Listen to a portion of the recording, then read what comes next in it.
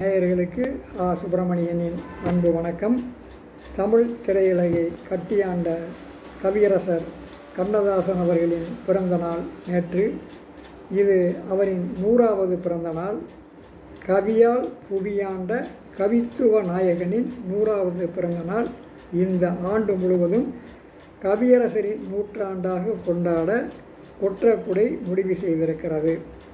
தமிழுக்கும் தமிழர்களுக்கும் வாழ்வியல் கலாச்சாரத்தை, பண்பாட்டை தமிழ் சினிமா பாடல்களின் மூலம் உணர்த்தியவர் கவியரசர். பொழுதுபோக்கிற்கானது தானே என்று எண்ணாமல் பொறுப்பான அடிகளோடு பாடல் புனைந்தவர் கவியரசர். சினிமா பாடல்கள் தானே என்று நினைக்காமல் அப்பாடல்களுக்கும் இலக்கண சேலை கட்டி அழகு பார்த்தவர் கவியரசர்.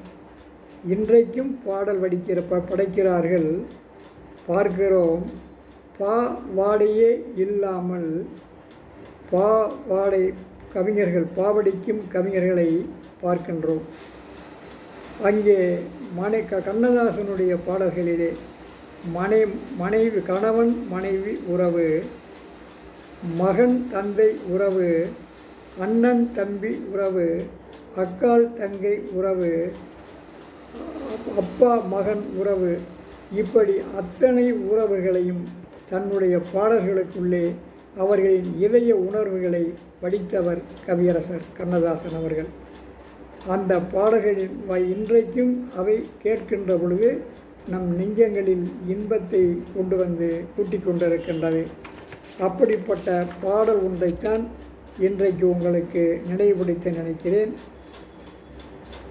அன்பும் அறனும் உடைத்தாயின் இல்வாழ்க்கை, பண்பும் பயனுமது என்றான் குறளாசான். அன்புள்ள மனைவியும் கணவனும் எப்படி வாழ்ந்து காட்டுவார்கள், அந்த வாழ்க்கை எப்படி சிறப்பானதாக இருக்கும் என்பதை சொன்னான். அதைத்தான் பாலும் பழமும் என்ற சினிமா படத்தின் வாயிலாக நாம் அன்றைக்கு பார்த்தோம். அதிலே வருகின்ற ஒரு பாடல் கவியரசர் கண்ணதாசனின் கைவண்ணத்திலே மிளிர்ந்தது. அதிலே வருகின்ற சில அடிகளை மட்டும் உங்களுக்கு நான் சொல்லப் போகிறேன். உண்ணும் அழகை பார்த்திருப்பாயே, உறங்க வைத்தே விழித்திருப்பாயே, கண்ணை இமை போல் காத்து நிற்பாயே, காதற் கொடியே கண் மலர்வாயே. இங்கே கணவன் தன் மனைவிக்கு பணிவிடை செய்கின்ற ஒரு நிலையை காட்டுகின்றது இந்த பாடல். இங்கே உண்ணும் அழகை பார்த்திருப்பாயே என்று அங்கே சொல்லுகின்ற பொழுது, கணவனுக்கு சாப்பாடு பரிமாறி பக்கத்திலேயே அமர்ந்து அவன் சாப்பிடுகின்ற அழகை பார்த்து கொண்டிருந்தவள் மனைவி. உறங்க வைத்தே விழித்திருப்பாயே என்று சொல்லுகிறான். பின் தூங்கி முன்னழுவாள் மனைவி என்று சொல்லுவார்கள். கணவன் தூங்கியதற்கு பிறகு வீட்டிலே எல்லா பணிகளையும் முடித்துவிட்டு அதற்கு பிறகு தூங்கி, இந்த கணவன் தூங்குகின்றவரை விழித்திருப்பாள் மனைவி என்பதை அங்கே எடுத்து சொல்லுகின்றவர்கள்.